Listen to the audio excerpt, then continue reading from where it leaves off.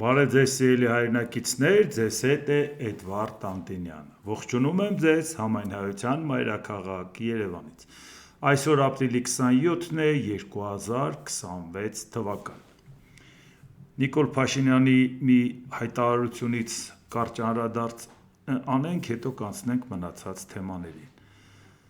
Վարչապետ Նիկոլ Փաշինյան, կարևոր նորությունը, որ ունենք արդեն 2 տարի Հայաստանի Հանրապետության սահմանների վերաբերյալ, այն է, որ Ադրբեջանի հետ ունենք սահմանազատված և սահմանագծված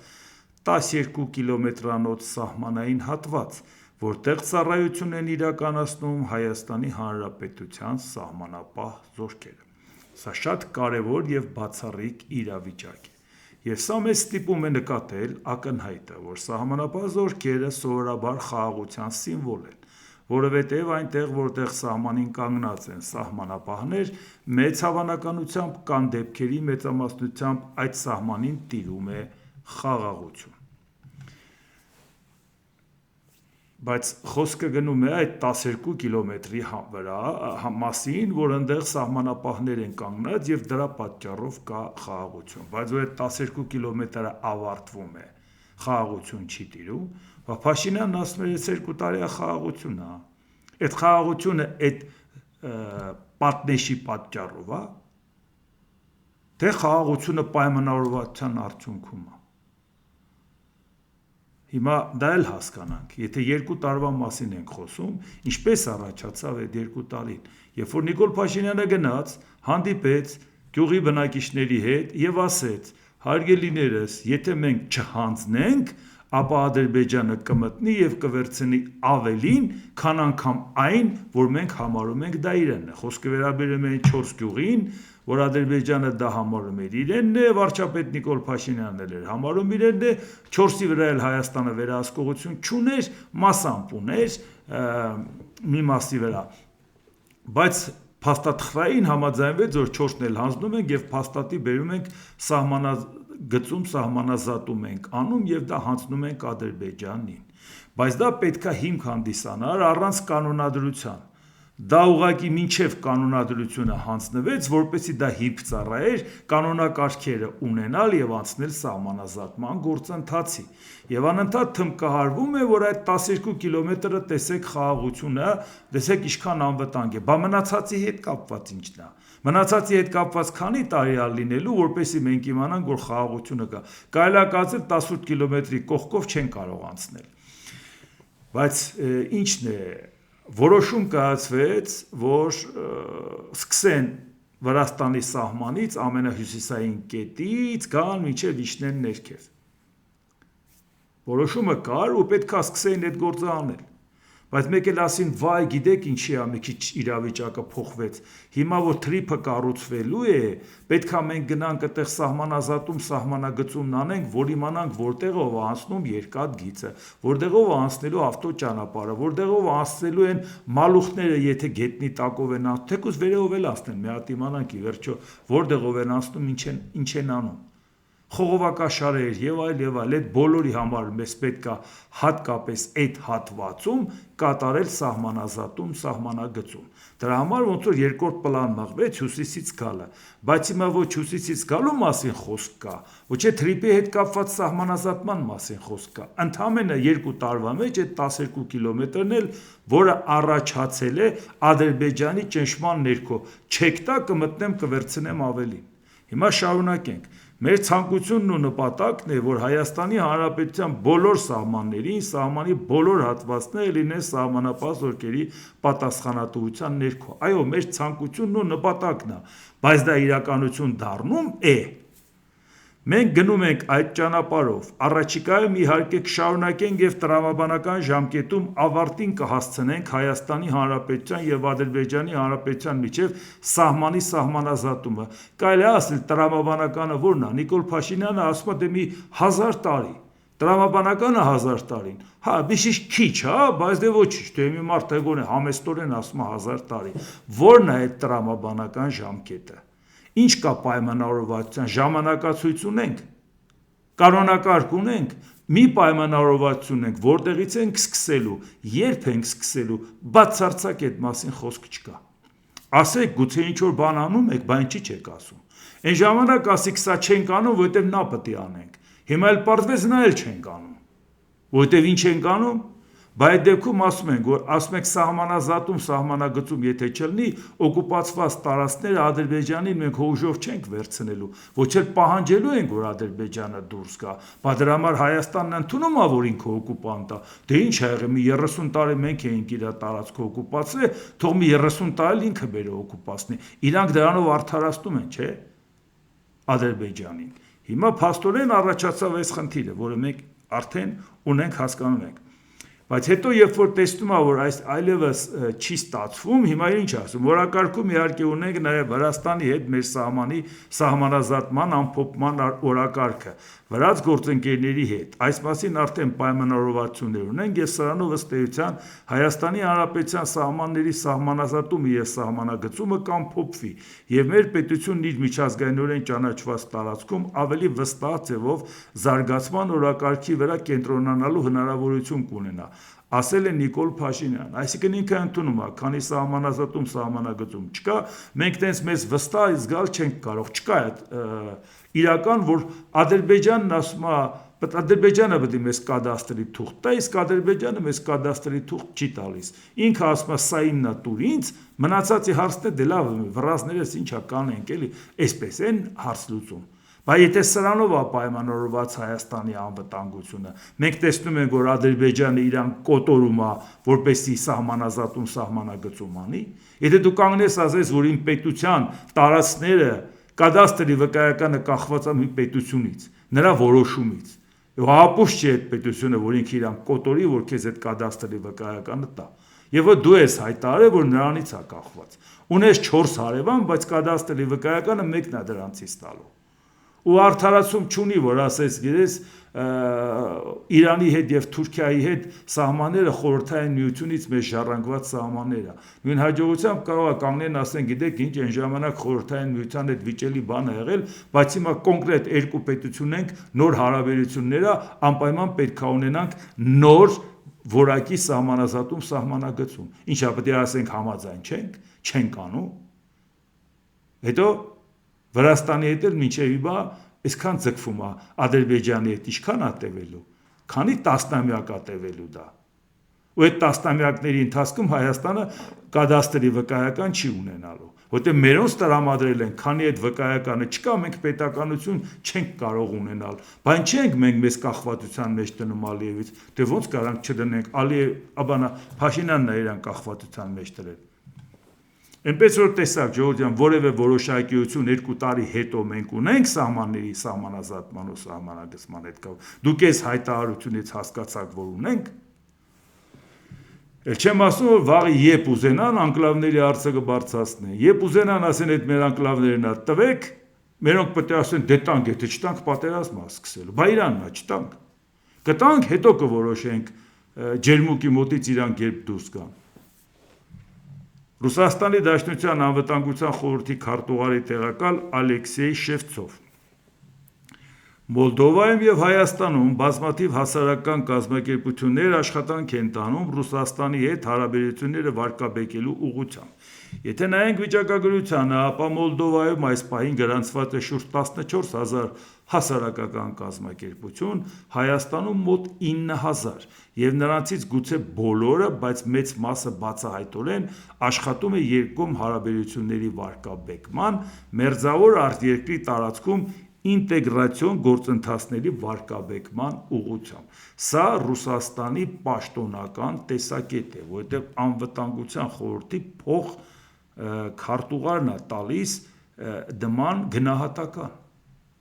Մեր իշխանությունները չեն ուզում, սա արդեն այնպես չի, որ ասենք դե լավ, մի հատ բլոգեր Մոսկվայից խոսեց, թող ստեի մի հատ բլոգեր էլ պատասխանի։ Հո Հայաստանի իշխանությունները չեն պատասխանելու, նրանք կարևոր են։ Սա պաշտոնական տեսակետ է, որով ուղղակի մեղադրանք է ներկայացնում, որ Հայաստանի շուրջ 9000 հասարակական կազմակերպությունների բացարձակ մեծամասնությունը աշխատում է Ռուսաստանի դեմ։ ով չափեց, ինչ գործիքով չափեց, նրանց գործունեությունը ինչպես չափեց, 9000 հասարակական կազմակերպության իրական գործունեությունը, քանից նա իրական գործունեություն ծավալում, որ դա Ռուսաստանի համար երևացող է, եթե Ռուսաստանի համար երևացող չէ, այդ ինչ հատուկ ծառայությունների ուսումնասիրություն ունեն, որ հրապարակային գործունեություն չծավալող հասարակական կազմակերպությունները բավական պասիվ իրավիճակում գտնվող ծառայում են Ռուսաստանի դեմ, ով է Հայաստանում նման ուսումնասիրություն կատարել ռուսների կողմից և նման եզրակացությունը դրել սեղանին, որ դրա մասին պաշտոնական հաղորդագրություն դուք հիմա տեսաք։ Սրան պատասխան տվող պետք է լինի, թե չէ։ Նախ հասարակական կազմակերպությունները գործում են ինքնուրույն, հասարակական կազմակերպությունների իշխանությունը ինչպես է ուղղորդելու։ Եթե նա օրենք չի խախտում, նա գտնվում է իր օրինականության շրջանակներում, նրանցից դուք ինչ եք ակնկալում, որ ինչ տեղի ունենա։ Իսկ երբ որ այս ամեն ինչը ասում է, ուղղակիորեն կապում են ընտրությունների հետ, որովհետև հատկապես Մոլդովայի հետ կապված, որ բացատրեն, որ Եվրոպայից գալու են օգնեն Հայաստանին, որպեսզի Ռուսաստանը չտանի Հայաստանին իր ազդեցության տակ։ Բայց մենք տեսնում ենք, որ Ռուսաստանի ազդեցությունը Հայաստանի ներսում այնպիսի ագրեսիվ ձևեր ստացել, որ անպայման չի, որ դա դրսից Ռուսաստանը ինչ-որ բան անի։ Ռուսաստանը արդեն ներսում է, մենք դա չենք տեսնում ինչա տեղի ունենում։ Այս համընդհանուր առավոտից երեկո ողողած ամբողջ համացանցը իրանց նկարներով, իրանց նյութերով, նույնիսկ իրանց դատարկախոսություններով միայն թե ամբողջ տարածքը լցնեն, որ ասեն դե մենակ մենք ենք, ելով կա։ Լայս չեմ խոսում ընտրակաշառքների մյուս բաների մասին, որոնք իդեպ դա և իրանց դեմ են աշխատելու։ Էդ էլ ես ուղղակի ասեմ, որովհետև շատ-շատերը կարծում են, որ դրանով հաջողություն են ունենալու, մարդը նայում է, որ լրիվ բացահայտված ձևով մեկին տալիս են 200,000 դրամ, մեկին տալիս են 100,000 դրամ, մեկին չգիտես ինչ, նա էլ ընտանիքի անդամներին է տանում եւ այլ, մի խոսքով, սա վճարովի ծառայություն է եւ ով է միլիարդ հատիրոջից ուրիշ բան սպասում, բացի փող տալը։ Ուրիշ հետ ինչ պետք է ինքը անի, որ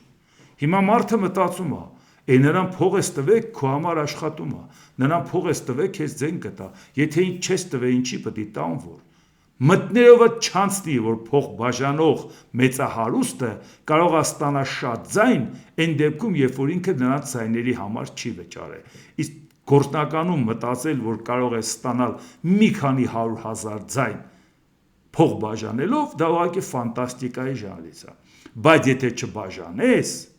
միայն քո թիմակիցներին տաս, որ նրանք աշխատանք տանեն, նրանք էլ ասում են հիմար չկա, փողերը դուք վերցնեք, մենք գնանք ձայն տանք, էտում եք հիմարի տեղ դրեք, կբացեք արկղները և կտեսնեք, որ դուք, եթե ձեր միակ արժանիքը փող բաժանելն է կամ փող ունենալը, եթե բոլորին դա չի հասե, չնայած ասեմ, որ շատ-շատերը եթե նախ չեն վերցնի, բայց եթե հասնի էլ իրանք ոնց ուզեն նենց կքվեարկեն, հաստատ փող բաժանողի օգտին չեն քվեարկի, բայց եւ միևնույն ժամանակ իսկ են մնացած մասն ասում է, ով վերցրել է, թող նա էլ ձայն տա։ Այսինքն վաղը դուք կտեսնեք ձեր արածի, որ ողողել եք ամբողջ համացանցը եւ տպավորություն ստեղծե, թե նա դուք եք ու վերջ ելով կա, արդյունքը կտեսնեք ընտրության ընթացքում։ Եվ պետք չի զարմանալ ու ասել, բայց բոլորը մեր մասին էին խոսում, ես ոնց սենց եղավ։ Որովհետև արկղը կբացեք, կտեսնեք ոնց եղավ, որովհետև առնվազը իրեն հարգող մարդը չի գնա ընտրի մեկին, որն ասում է հունիսի 7-ից հետո ես արդեն վարչապետ եմ։ Դնում եմ մի կողմ, որ սահմանադրությամբ չի կարող լինել Սամվել Կարապետյանը վարչապետ։ Այդ պարզ է։ Ակնհայտ է, ով չգիտի, որ հունիսի 7-ին որևէ շանս չկա, որ նա վարչապետ լինի։ Բայց լավ, դա էլ դնենք մի կողմ։ Եթե մարդը համարում է, որ արդեն առանց ձեզ ինքը վարչապետ է, իրան հարգող մարդը կգնա այդ մարդուն ձայն կտա։ Ով փողա վերցրել, թող գնա տա։ Ասի դե լավ տվել է, ես էլ վերցրել եմ, բա գնամ բան անեմ։ Եթե ինքը տենց է հարմար գտնում։ Բայց ո՞նց ես դու գնում մի քվեարկում տանից դուրս ես գալի գնում քվեարկում մի մարդու համար, որը կանգնել ասում է քվեարկես, չքվեարկես, ես վարչապետ եմ։ Ու նույն հաջողությամբ դա վերաբերում է նաև ռուսամետ ուժերին։ Մարդիկ կանգնում ասում են մենք 100%-ով հաղթել ենք, 100%-ով։ Եվ մեկ է կանգնում է Ռոբերտ Քոչարյանի եւ Գագիկ Ծառուկյանի թիմերն ասում են, հենց իրաց դեմքով, ասում են ով շատ ձայն կստանա, վարչապետի տեխնացուն էլ իրանցը կլինի։ Ժողովուրդ, ձեզ ասում են առանց ձեզ հաղթել ենք։ Չեն ասում ձեր հետ միասին, լայն կոնսոլիդացիայով, չեն ասում դե մենք պայմանավորվածություն ունենք, բացարձակ ասում են մենք հաղթել ենք։ Ոնց եք դուք կանգնում ասում դե ով շատ ձայն կստանա, մենք էլ իրան կպաշտպանենք։ Մի մարդու կպաշտպանեք, որ առանց ձեզ ինքը հաղթել է։ Հաստատ։ Բա դուք մի հատ նայեք, այն փողի կարիք ունեցող ամենավատ վիճակում գտնվող քաղաքացու արժանապատվությունն էլ չունեք։ Բայց միլիարդատեր եք։ Ձեզ ասում են մենք հաղթել ենք, ասում եք լավ, մենք իրան ձայն կտանք։ Ինչի կտանք, որ եթե առանց ձեզ հաղթել են։ Դա համար ժողովուրդ ջան, նրանք ովքեր հասկանում են, որ նման անհարգալից վերաբերմունքից հետո չի կարելի այդ ուժին ձայն տալ, բայց եթե միևնույն ժամանակ այդ մարդիկ գտնում են, որ չի կարելի նաև Նիկոլ Փաշինյանին ձայն տալ, դրա համար մենք ձեզ առաջարկում ենք այդ այլընտրանքը, որը որ եսի նկատի ունեմ Հայաստանի շնորհապետական կուսակցությունը, որը ղեկավարն է Գուրգեն Սիմոնյանը եւ որն էլ մեր վարչապետի տեխնացուն է, ես էլ ներգրաված եմ այդ ընտրացուցակի կազմում, որ ասում ենք մենք կստանանք այդ ձայները, դա կլինի ձեր ձայները, մեր ձայները, ձեր երեխաների ապագայի ծրագիրը կլինի դա եւ կգնանք եւ բնական բանա ոչ այս իշխանությանը, ոչ այս ընդդիմությանը մենք ձայն չենք տա։ Բնական բանա, մենք նման լիազորություն ձեզնից էլ չունենք։ Եվ դրա համար ասում ենք, այո մենք կգնանք եւ ինչքան էլ ձայն կստանանք, կտանք մեր ձայնը մեր վարչապետի տեխնացուին։ Եվ եթե ավելի մեծ ծանրակշիռ ձայն կստանանք, այսինքն ավելի շատ մարդ կմասնակցի եւ խաղաքարտերը կխառնի այս երկուսի էլ, բնական է ոչ մեկը որևէ շանս չի ունենա մեծամասնություն ունենալու։ Իսկ երկրորդ փուլի հետ կապված էլի մենք իրանց չենք պաշտպանի, բայց հետագա զարգացումներ կա, որը որ թողնենք առաջի փուլից հետո նայենք ձայները նոր իմանանք, թե ինչ է կատարվում։ Եվ շատերը որ ասում են պետք է բարեբանավորվել, համախմբել եւ այլ, նախորդ անգամ 25 ուժեր մասնակցում 3 անցավ խորհրդարան։ Այն էլ երկուսը շեմը հաղթահարեցին, երրորդը իրավունքի ուժով անցավ, որովհետեւ խորհրդարանում առնվազն 3 ուժ պետք է լինի։ Այն մյուս 22-ի հետ պետք է առավոտի ծիրիգուր նստեին պայմանավորվեին, թե որ անցնենք ինչ ենք անում։ Ժողովուրդ ջան, բերեք անցնենք, նոր տեսնենք ինչ ենք անում։ Մի բան մինչև անցնելը հստակ ասում ենք, ոչ իրանց արբանյակների հետ չի կարող լինել պայմանավորվածություն։ Եվ եթե դուք հասկանում եք, որ այսից ծաղրուծանակ, այս երկուսը նորից պետք է որոշում կայացնեն, դուք ունեք հնարավորություն մասնակից լինել եւ ձեր ձայները տալ։ Այն ուժին, որը որ կանգնում հստակ ասում է, մեր ապագան ոչ սա է, ոչ էլ նա է։ Այս անցյալի ու ներկայի կռիվը մեզ ապագա չի տանելու։ Դրա համար նաև եթե հավանում եք, սեղ մեկ լայք կոճակը, բաժանորդագրվեք Էդվարդ Անտինյան YouTube-յան ալիքին, սեղ մեկ զանգակ կոճակը, գրեք մեկնաբանություններ, գրեք հարցեր, մաքսիմալ տարածեք այդ նյութերը, նրանք ովքեր ցանկություն կունենան ալիքին օգնել, կարող եք նաև մտնել նյութի նկարագրական մասում, բոլոր հնարավոր տարբերակները կա, բանկային փոխանցում, քարտային, արագ փոխանցում,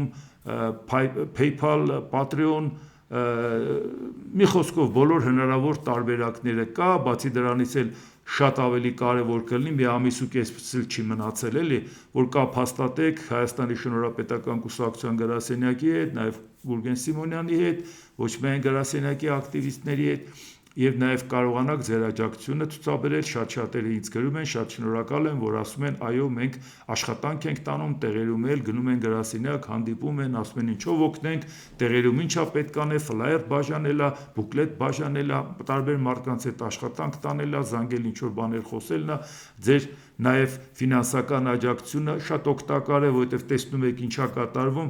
վարչական անսահմանափակ ռեսուրս օգտագործող իշխանությունն ու ֆինանսական ռեսուրս օգտագործող մեկ էլ միլիարդատերների անսահմանափակ ռեսուրսի ընթացքում գրամ դրած նայում են, տեսնեք, այս բանը բավարարեցին, բաով ֆինանսավորեց։ Դուք ֆինանսավորեցիք, Ժորժ ջան, հանգիստ եղեք, ձեզ մի կոտորեք,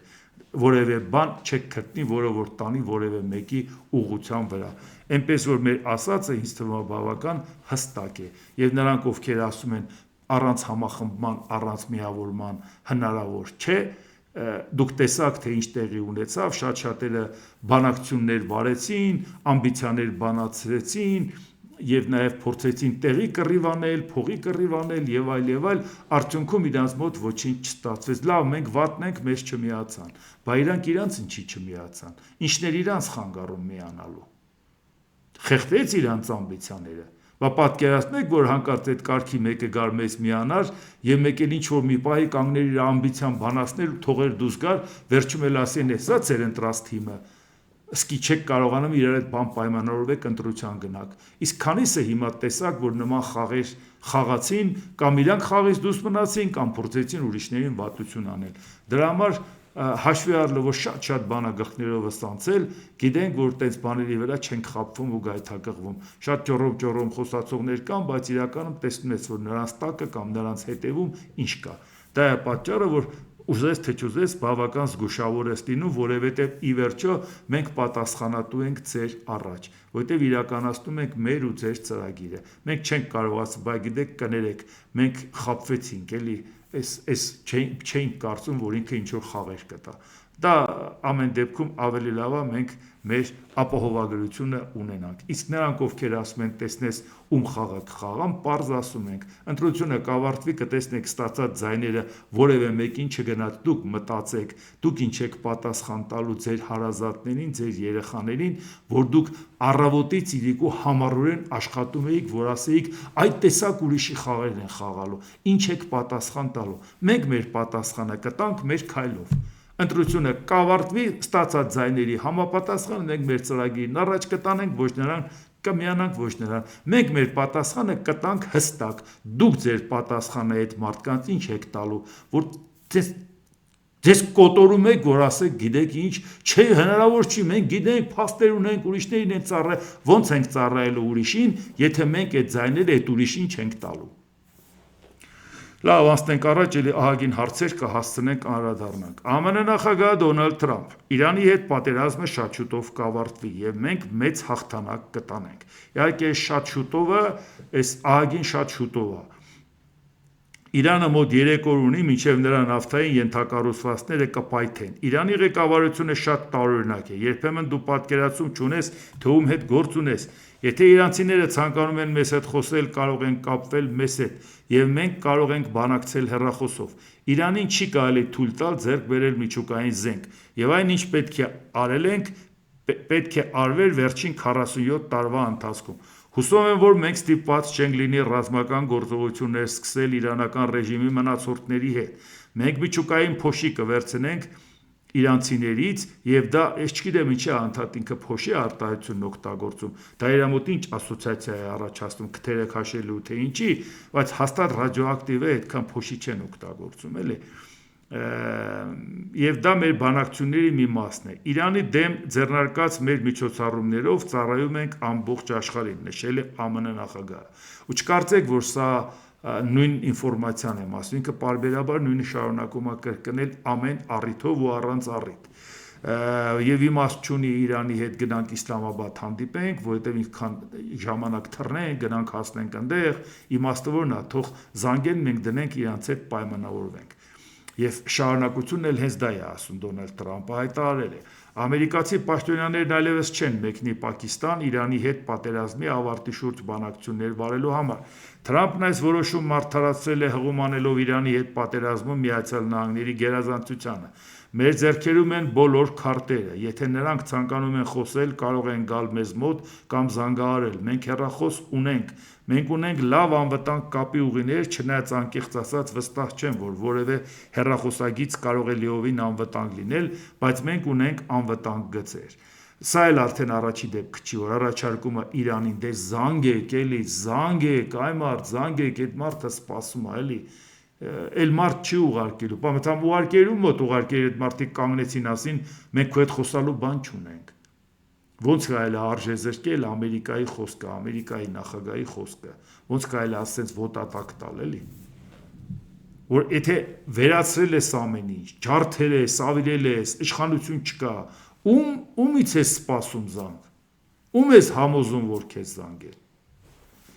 Իդեպ Մեծ Բրիտանիայի վարչապետ Քիր Սթարմերը ապրիլի 28-ին, այսինքն վաղը, կանցկացնի կառավարության արտակարգ նիստ նվիրված Իրանում պատերազմի հետևանքով կյանքի թանկացման խնդրին։ Վաղը ես կանցկացնեմ նիստ նվիրված Իրանում պատերազմի հետևանքներին Անգլիայի բանկի ներկայացուցիչների մասնակցությամբ, որպեսզի դուք վստահ լինեք, մենք կաջակցենք աշխատավորներին այս ճգնաժամի պահին։ Իրանում պատերազմի տնտեսական հետևանքները կարող են զգացվել որոշ ժամանակ, հայտարարել է Starmer-ը։ Starmer-ը որպես օրինակ բերել է ավտոմոբիլային վառելիքի գների ռեկորդային աճը երկրի յուրաքանչյուր բենզալցակայանում։ Ես երբեք երկիրը չեմ ներքաշի մի պատերազմի մեջ, որը չի բխում մեր շահերից։ Երբեք, խոստացել է Բրիտանիայի վարչապետը։ Այո, գները թանկացել են, վիճակը բավական վատ է, բայց այնուամենայնիվ որպեսի բացեն Հորմուզի նեղուցը, որպեսի կարողանան այդ խնդիրը լուծեն, դրանով աջակցել Ամերիկային եւ ներքաշվել պատերազմի մեջ, Քիր Սթարմերը որևէ ցանկություն չունի։ Եվ ի դեպ այն Սթարմերը, որը որ ընտրվելուց հետո, վարչապետ դառնալուց հետո արտաքին քաղաքական հարցում համառորեն շարունակեց նախկինների գիծը։ Նախկինների սխալների պատճառով ընտրվեցին, պահպանողականներից հետո լեյբորիստները ընտրվեցին, բայց ինչի աշխարհը դրա տարբերությունը չզգաց, որովհետև մենք Բրիտանիայում չենք ապրում, որ տարբերությունը զգայինք։ Մենք ապրում ենք դրսում եւ տեսանք, որ նոր իշխանությունը Քիր Սթարմերի ադմինիստրացիան այդպես է չփոխեց արտաքին քաղաքական կուրսը եւ բավական ակտիվ կերպով կանգնեց Եվրոպական միության կողքին, բավական ակտիվ կանգնեց Եվրոպական միության լիդերների կողքին, Ֆրանսիայի եւ Գերմանիայի եւ բավական ակտիվ օգնում է Ուկրաինային։ Այսինքն այդ հարցում մենք նույնիսկ շատերը դրսից չհասկացան էլ, որ այնտեղ փոխվել է, ասենքն պահպանողականներից հետո եկել են լեյբորիստները։ Ինչի այդ տարբերությունը չզգացվեց, որովհետև տեսանք արտաքին քաղաքական հարցում շարունակեցին այդ գիծը։ Դոնալդ Տրամփի նման չասին առավոտից երեկո նախկինները մեղավոր էին, բոլոր ամբողջ մեղքերը նախկիններինն է, եւ ինչ որ կա նախկիններն են մեղավոր, դեմոկրատներն են մեղավոր, իրանք հանցագործ են, SNN-ն են եւ այլ եւ ինչպես տեսնում եք, այո, տարբերությունը կարող է բրիտանացի քաղաքացին ասի վիճակը լավացավ կամ էս եղավ կամ այն եղավ, մանավանդ որ հակաճգնաժամային ծրագիր որպես այդպեսին իրանք չունեին։ Ուղղակի նախկինների դժգոհության վրա եկան իշխանության, բայց ինչպես տեսնում եք, այն վարչապետը, որը որ կանգնած է Եվրոպայի կողքը, ինքը չի ցանկանում մնալ կամուրջ Ամերիկայի հետ, Ամերիկայի շահերը սպասարկի ընդդեմ համաեվրոպական ծրագրի եւ ընդդեմ հենց իր պետության։ Այսինքն սա այն է, որ շատ մեծ ջանքեր էր պետք Բրիտանիային այսպես նեղացնել, ինչպես որ արեց Դոնալդ Տրամփը։ Դոնալդ Տրամփը հայտարարել է. մենք աշխատում ենք Ռուսաստանի եւ Ուկրաինայի հետ կապված իրավիճակի վրա եւ հուսով եմ մենք կհասնենք մեր ուզածին։ Տրամփը նշել է, որ չի ցանկանում բացահայտել, թե երբ վերջին անգամ խոսել Պուտինի հետ։ Ես իսկապես զրույցներ եմ ունեցել նրա հետ եւ ես իսկապես զրույցներ եմ ունեցել նախագահ Զելենսկու հետ։ Ընդ որում լավ զրույցներ, ասել է նա չհստակեցնելով, թե երբ են տեղի ունեցել հեռախոսազրույցները առաջնորդներից որևէ մեկի հետ։ Ատելությունը նախագահ Պուտինի եւ նախագահ Զելենսկու միջև ծիծաղելի է, դա խենթություն է, իսկ ատելությունը վատ բան է։ Ատելությունը վատ է, երբ փորձում ես որևէ հարց կարգավորել, բայց դա այդ կարգավորումը տեղի կունենա, իհարկե, ասել է ԱՄՆ նախագահը։ Ինձ համար ես հասկանում եմ մարդուն, որովհետեւ իր համար պատերազմը դա բիզնես է։ Մենք հիմա կռվում ենք մեկի հետ։ Ինչքան փող դրեցինք, դրա դեմ ինչ ենք առնելու։ Ուր են մեր հողերն ու փողերը։ Ուր են մեր նավթերը, ուր են մեր բաները, հարստությունները, հազվագյուտ մետաղների հողերն ու փողերը։ Այդ մարդը չի կարող հասկանալ, որովհետեւ մեկը գալիս է քո երեխուն սպանում է, դու նրան որ ատում ես, դա նորմալ է, դու մարդ ես, կենդանի չես։ Այն այդ մարդուն մեկը կողքից չի հասկացրել, որ քո երեխուն սպանողին դու չես կարա չատես։ Լավ, քանի անգամ այդ մարդը ասի, որ մենք հասկանանք ինչ որ բան նորմալ չի այդ մարդու հետ։ Նա ծիծաղում է նրա վրա, որ երկու երկրի ղեկավարներ իրար ատում են, մեկը խփում է նրա 1 միլիոնից ավել ռուսը տարել մարդա սպանել իր քաղաքացիներին։ Դրա դիմաց նրանք կռվել են ամեն մետրի համար զոհ են տալի։ Ամեն օր մարդը քնից արթնանում է, չգիտի իր տան վրա հարված կուտի թե չէ։ Գործնականում այսօր չկա անվտանգ տեղ Ուկրաինայում, չկա անվտանգ տեղ Ռուսաստանում։ Ու այդ մարդը դու ծիծաղում ես, որ իրանք իրար ատում են։ Այնպես հնարավոր չի այս բանը նորմալ կարդալ։ Արդեն ես չեմ կարող հասկանամ, ժողովուրդ, չեք պատկերացնում այս մարդու հետ ինչ է կատարվում։ Պուլսը չափեք, մի բան արեք, ճնշումը չափեք, շաքարը չափեք, մի բան արեք, ժողովուրդ ջան։ Դա խենթությունն է, որ պատերազմող երկրների ղեկավարները իրար ատում են։ Այս խելքով այս մարդը մոլորակի հարցեր է լուծելու։ Դոնալդ Տրամպը հայտարարել է, որ չափազանց հիասթափված է ՆԱՏՕ-ից։ ԱՄՆ նախագահը ընդհանրել է, որ ԱՄՆ-ն կարող է դիտարկել դաշինքից դուրս գալու հնարավորություն, այն բանից հետո երբ անդամ երկրներն անտեսել են Իրանի կողմից Հորմուզի նեղուցի շրջափակման հետ կապված օգնություն ցուցաբերելու իր կոչը։ Սա էլ դե գիտեք առաջի դեպքը չի, բայց որ հետևականորեն այս միտքը առաջ ատանում, անդրադառնալու ենք, որ հասկանաք, այդ մտքից ինքը դեռ չի հրաժարվում։ Մենք ծառայել ենք նրանց երկար տարիներ, ծախսելով տրիլիոնավոր դոլարներ, իսկ երբ մենք օգնություն խնդրեցինք, նրանք չկային, այնպես որ մենք չպետք է հիշենք այդ մասին, ասել է Թրամփը։ Նախ ինչի համար որ ստեղծվել էր ՆԱՏՕ-ն, դրա մեջ չէր մտնում Իրանի դեմ պատերազմը, ՆԱՏՕ-ի անդամ պետությունները ներգրավեին դրա մեջ։ ՆԱՏՕ-ն ստեղծվել է եվրոպական անվտանգության համար։ ՆԱՏՕ-ն ստեղծվել է, որ հարձակվես ՆԱՏՕ-ի անդամ որևէ պետության վրա, դա նշանակում է հարձակում ես ամբողջ կառույցի վրա, 5-րդ կետի հիման վրա։ Իրանի վրա քո հարձակումը ինչով է ՆԱՏՕ-ի պարտավորությունը։ Այն դեպքում, երբ որ նույնիսկ քո գործընկերների հետ չես էլ համաձայնացրել, ասել ես հանկարծակի եմ անում։ Եվ արդյունքում ինչ է ստացվել։ Բենյամին Նեթանյահուն կարա հանձնարարի Ամերիկայի նախագահը համապատրաստից 40 տարի պլանավորած, թե ինչ կարելի է անել Իրանի հետ, երբեք չեն մտածել, որ այսօր դա կարելի է անել, որտեղ միշտ հասկացել են դա կարա ծանր հետևանքներ ունենա, ու սենց փաթեթը միտեղ դրած սպասել են հարմար առիթի, եւ մի հատ շատ անհարմար առիթով հարձակում է սկսել բոլորից գաղտնի, կարծելով, որ էսա մի հատ շռնդալից հաղթանակ կտանես, այսօր խփեցից երեկոյան զենքը վայր են դնելու։ Խփել ես երեկոյան զենքը վայր չեն դրել, հիմա կան ես սաղ աշխարհի մուննաթ ես գալի, թե ինձ օգնեք։ Բայց խնդիրը ուրիշ է նաև։ Իսրայելում հոկտեմբերի վերջին, դե ստույգ օրը դեռ հայտարարված չի, բայց դե օրենքի պահանջը հայտարարել։ Տեղի կունենա պարլամենտական ընտրություններ, Կնեսետի ընտրություններ։ Եվ ինչ է ստացվում։ Իհարկե Իսրայելից հեռու չի, որ արտահերթ ընտրություններ ելնեն։ Պարբերաբար նման բան Իսրայելի հետ կապված լինում է, բայց հիմա բան չի մնացել, էլի հիմա ապրիլ ամիսն է, դա էլ հոկտեմբերին է ալնելու։ Լավ, եթե նույնիսկ համարենք, որ արտահերթ կլինի, թեպետ համարենք, որ ժամանակի առումով հնարավորությունը չի մնացել, բայց ի վերջո լինելու է դա հոկտեմբերի վերջին ամենաուշը, չէ՞։ Իսկ դա ինչ ժամկետ է։ Նոյեմբերի 3-ին Ամերիկայի Միացյալ Նահանգներում լինելու է կոնգրեսի ընտրությունները եւ Սենատի 1/3 ռոտացիան։ Դե Սենատը 6 տարին մեկ է ընտրվում, 1/3-ով ամեն 2 տարին մեկ այդ փոփոխությունը արվում է։ Կոնգրեսը 2 տարի, ներկայացուցիչների պալատը 2 տարով։ Այսինքն նրա ամբողջական կազմն է փոխվելու, նրան 1/3-ը։ Հիմա դա տեղի է ունենալու Իսրայելի ընտրություններից մի քանի օր հետո։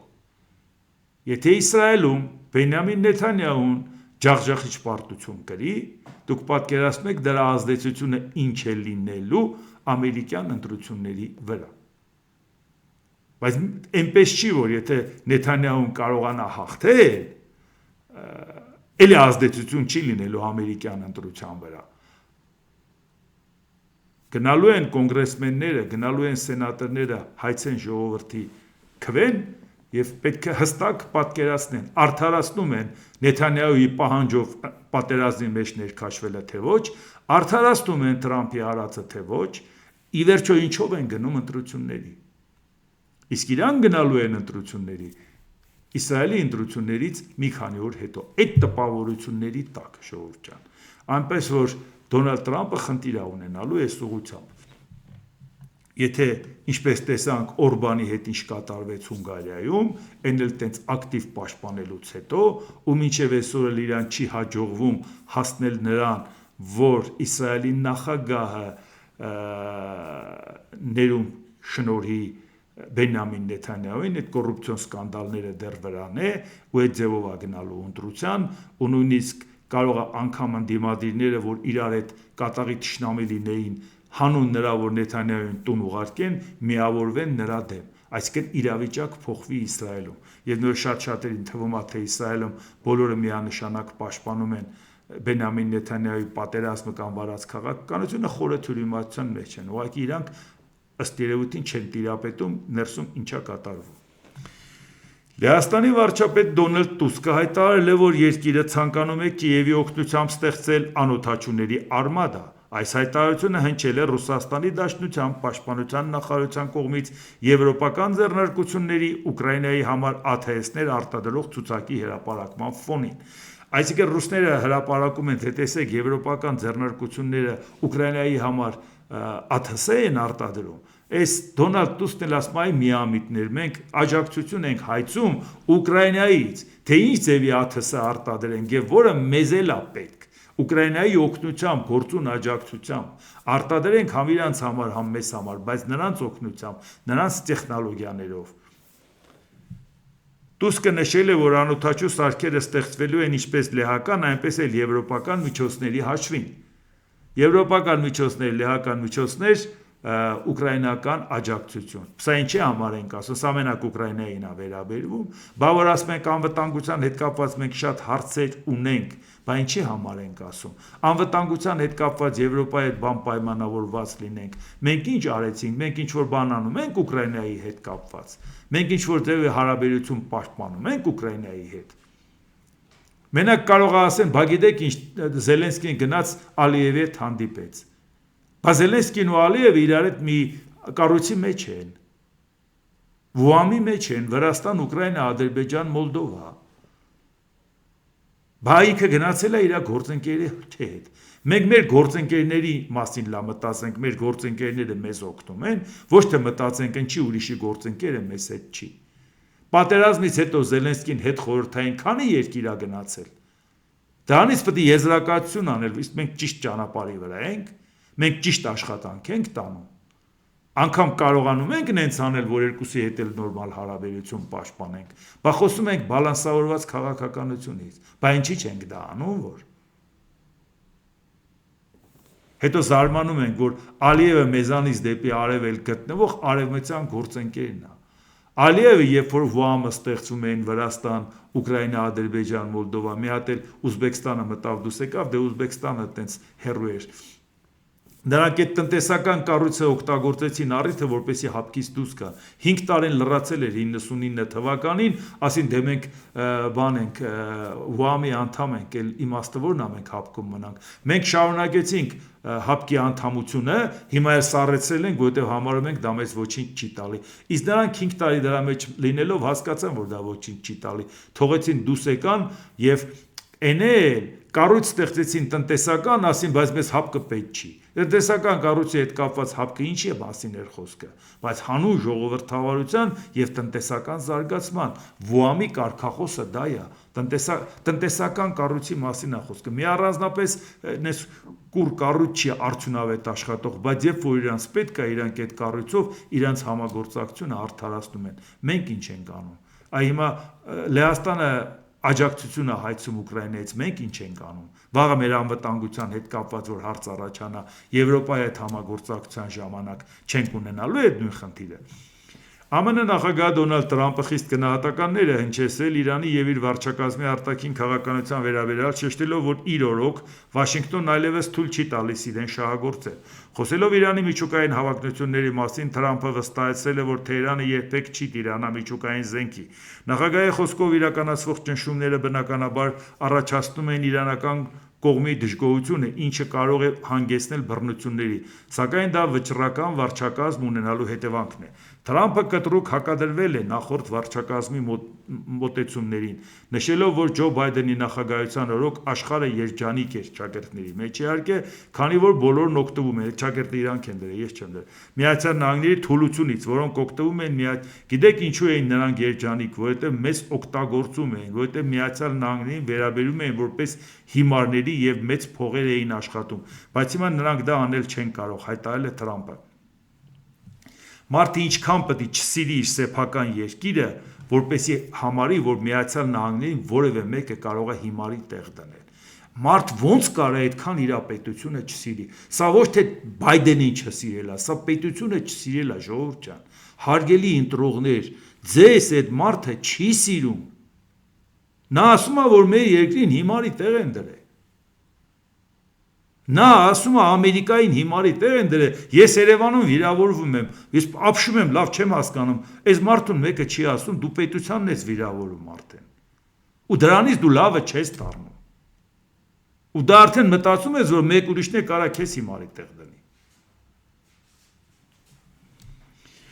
Կորեայի ժողովրդադեմոկրատական հանրապետության նախագահ Կիմ Չեն Ընը Ռուսաստանի Դաշնության պաշտպանության նախարար Անդրեյ Բելաուսովի հետ հանդիպման ժամանակ հայտարարել է. Կորեայի ժողովրդադեմոկրատական հանրապետության կառավարությունը եւ այսուհետ եւս լիովին կաջակցի պետական ինքնիշխանության, տարածքային ամբողջականության, անվտանգության եւ շահերի պաշտպանությանն ուղղված ՌԴ քաղաքականությանը։ Ռուսաստանի բանակն ու ժողովուրդը անպայման հաղթանակ կտանեն արդար եւ սրբազան պատերազմում։ Ընկեր Կիմ Չեն Ընը ջերմորեն ողջունել է պաշտպանության նախարար Բելաուսովի այցը Փեյանյան նշանակալի ժամանակահատվածում եւ հիշեցրել, որ հենց մեկ տարի առաջ մեր զորքերը եւ Ռուսաստանի զինված ուժերը համատեղ ջախջախեցին ու ոչնչացրին ՌԴ սահմանամեծ տարածք ներխուժած զինված ավազակախմբերին, ազատագրեցին Կուրսկի մարզը եւ հասան փայլուն մարտական հաջողությունների,